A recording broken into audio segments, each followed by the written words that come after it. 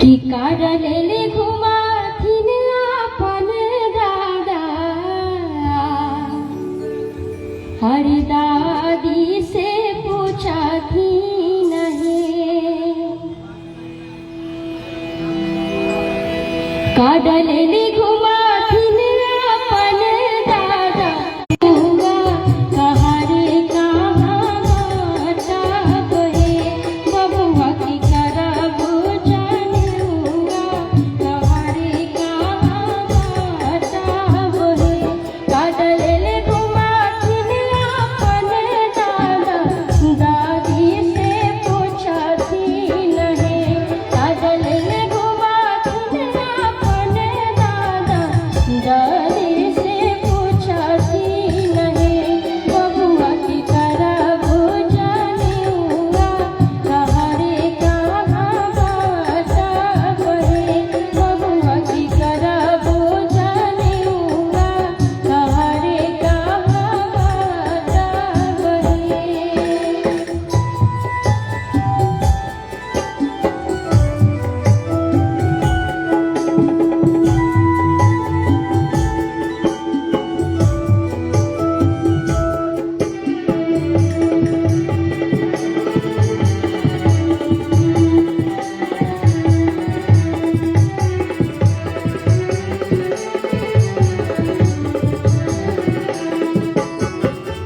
सुनिए ना, इतना जब बरुआ के दादा पूछते हैं तो बरुआ के दादी क्या जवाब देती है, कहती है क्या? पहिले जे न्योता देवा लोगा औरो पितरा लोग है पहिले जे न्योता देवा लोगा औरो पितरा लोग है उनको से आशीष मांगब जनुआ जगा थाना बहे उनको से आशीष मांगब